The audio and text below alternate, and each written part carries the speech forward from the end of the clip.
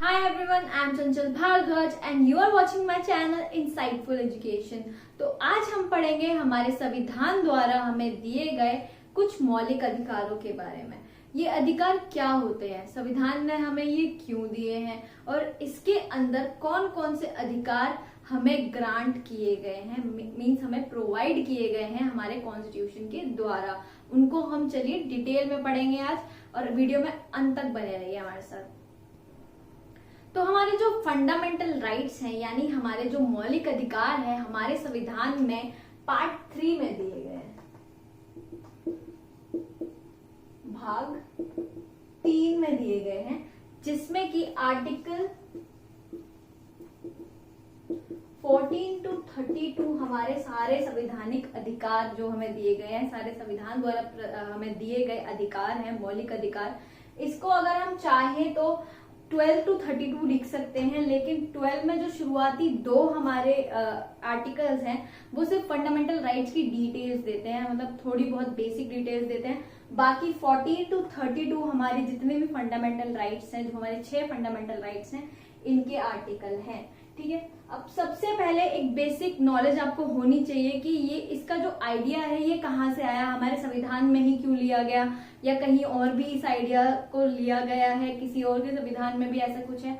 तो जी हाँ, सभी देशों के संविधान में, जो जितनी भी डेमोक्रेटिक कंट्रीज हैं, सभी देशों के संविधान में उनके सिटीजन्स को कुछ अधिकार दिए जाते हैं, जिनमें right to equality, right to life and right to freedom, ये तीनों बहुत ही कॉमन है और ये हर कोई सरकार देती है जो कि लोकतांत्रिक सरकार है। ठीक है, तो ये जो हमारे जितने भी राइट हैं, ठीक है, चाहे वो किसी भी तरह के राइट्स हो, मतलब जैसे कि हर किसी संविधान में अलग है। जैसे कि साउथ अफ्रीका की बात करें, वहां बहुत सारे मौलिक अधिकार दिए गए हैं। अमेरिका की बात करें, वहां भी दिए गए हैं।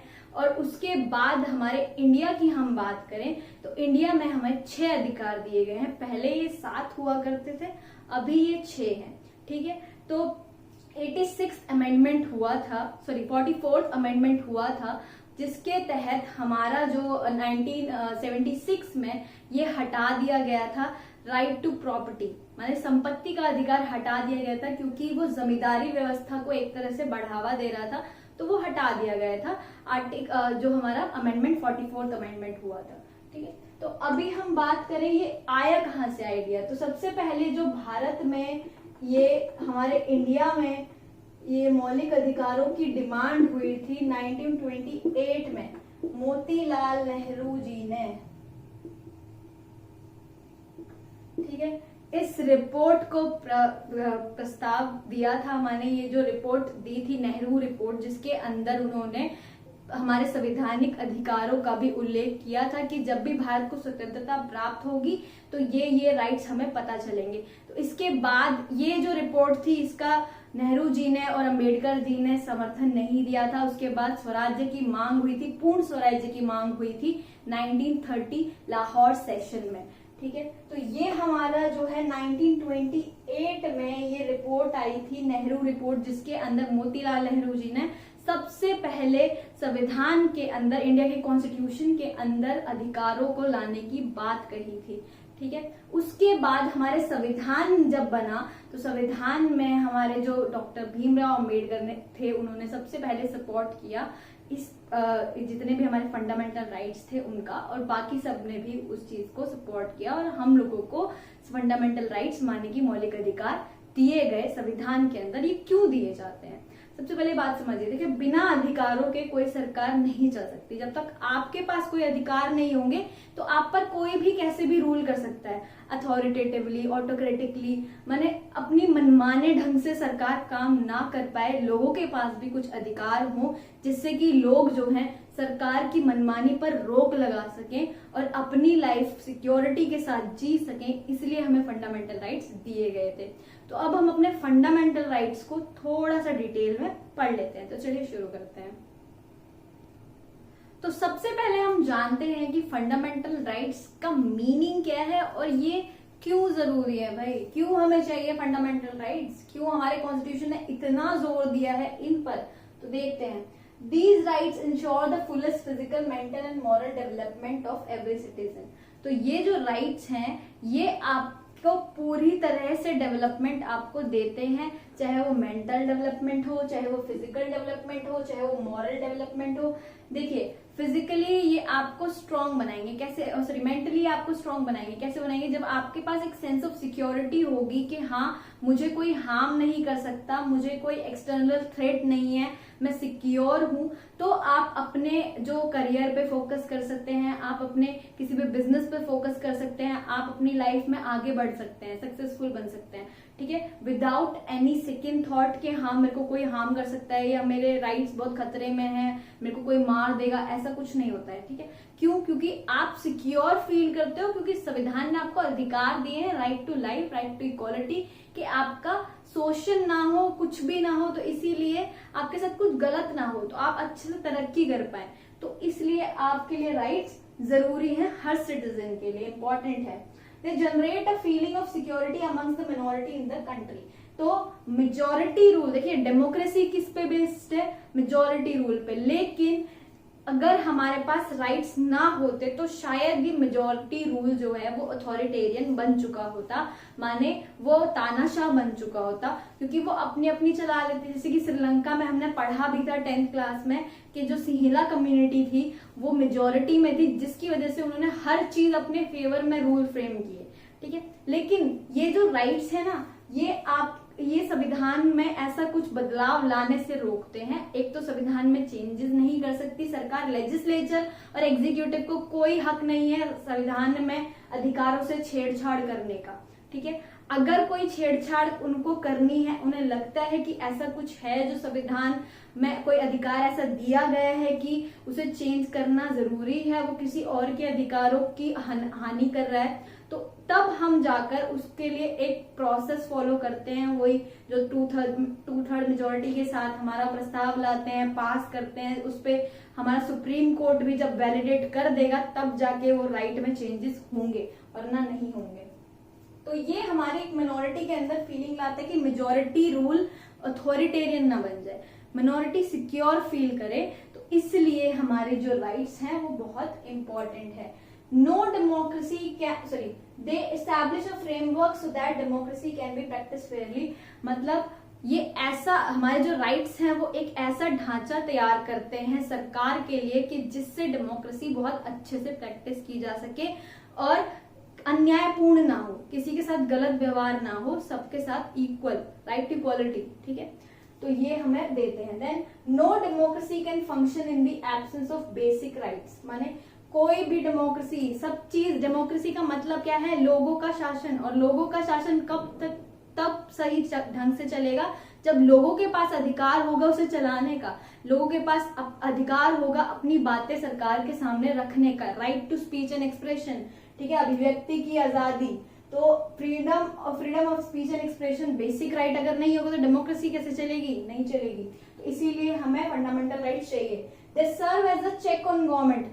अब देखिए सरकार कुछ गलत करती है, सरकार ऐसा कोई फैसला लाती है, ऐसा कोई लॉ बनाती है जिससे भी किसी भी कम्युनिटी को, किसी भी हम बोल सकते हैं सेक्शन ऑफ द सोसाइटी को कुछ बुरा फील हो रहा है या उनकी कोई फीलिंग, सेंटिमेंट्स हर्ट हुए, तो उसके लिए जो हमारे जो राइट्स है ना वो एक चेक का काम करते हैं। चेक माने हमारे सुप्रीम कोर्ट में जा सकते हैं हम, अगर हमारे राइट्स हमसे वायलेट की जाती है, ठीक है। सुप्रीम कोर्ट, हाई कोर्ट हम डायरेक्टली अप्रोच कर सकते हैं। इसीलिए हमें बोला गया है कि fundamental rights are justiciable. Justiciable माने हम इनके लिए, अगर हमारे राइट्स, हमारे जो मौलिक अधिकारों का हनन होता है, हमारा किसी भी प्रकार से शोषण होता है, तो हम डायरेक्टली सुप्रीम कोर्ट या हाई कोर्ट में अपील डाल सकते हैं, ठीक है। तो ये जस्टिशिएबल हैं हमारे राइट्स।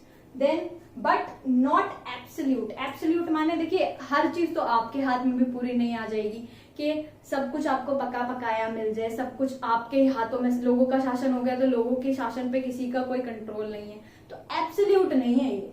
एब्सोल्यूट माने कि इस पर भी थोड़ी रोक टोक है। सरकार चाहे तो अगर कुछ ज्यादा ही लोग अपनी मनमानी करने पर उतर आए तो उन्हें रोक सकती है, क्योटिक सिचुएशन लाने से सरकार रोक सकती है, ठीक है। तो अब हम पढ़ेंगे हमारे फंडामेंटल राइट्स, ठीक है। चलिए शुरू करते हैं। तो हमारे फंडामेंटल राइट्स कौन कौन से हैं? देखिए मैंने आपको पहले ही बता दिया है कि आर्टिकल 14 to 35, ठीक है, ये आर्टिकल हमारे क्या है, ये हमारे फंडामेंटल राइट्स के आर्टिकल है। तो सबसे पहले कौन सा राइट आता है हमारा? Right to equality, article 14 to 19, ठीक है, इसे हम बोलते हैं समता का अधिकार। तो हमारे संविधान में पहला राइट हमें कौन सा दिया है? राइट टू इक्वालिटी, जो कि है आर्टिकल 14 to 19 में, और समता का अधिकार हम इसे हिंदी में बोलते हैं। देन हमारा दूसरा राइट है राइट टू फ्रीडम,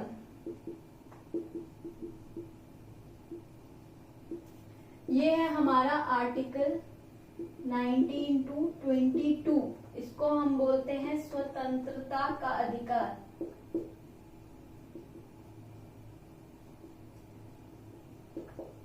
ठीक है, तो अगला राइट, दूसरा राइट कौन सा है? Right to freedom, article 19 to 22, स्वतंत्रता का अधिकार। देन तीसरा है हमारा right against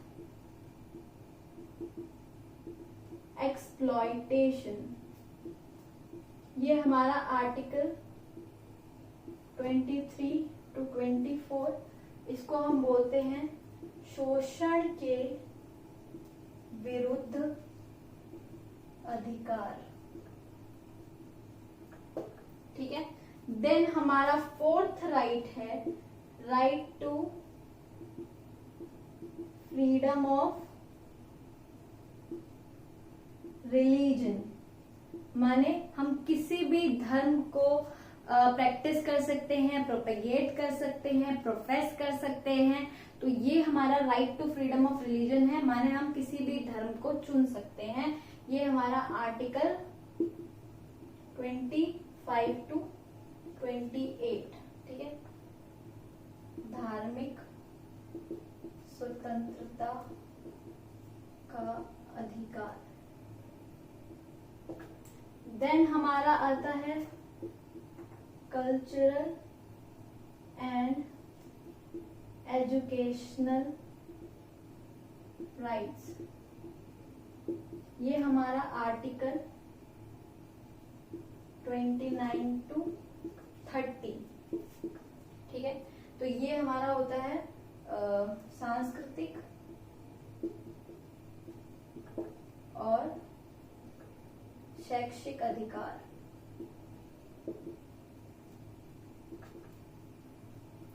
then last but not the least, ये बहुत ही इंपॉर्टेंट राइट है, right to constitutional remedies, right to constitutional remedies, article 32 to 35, इसको हम बोलते हैं संवैधानिक उपचारों का अधिकार।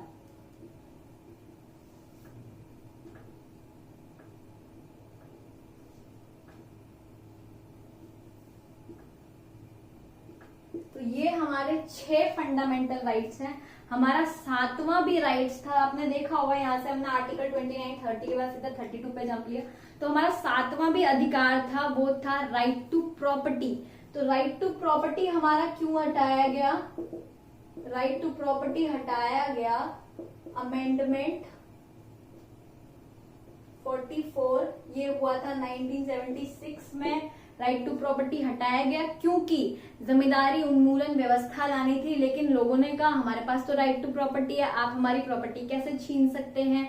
तो इसीलिए इस राइट को, क्योंकि ये बाकी जो गरीब किसान वर्ग थे उनके अधिकारों के एक्चुअली उनका शोषण कर रहा था, उनको जमीन उनको मिलने से एक रुकावट पैदा कर रहा था, क्योंकि ज्यादा जो जमीनें थी वो जमींदारों के पास थी। इसीलिए जमींदारी व्यवस्था को हटाने के लिए ये अधिकार भी हटाया गया और इसे तब से एक कानूनी अधिकार बना दिया गया राइट टू प्रॉपर्टी।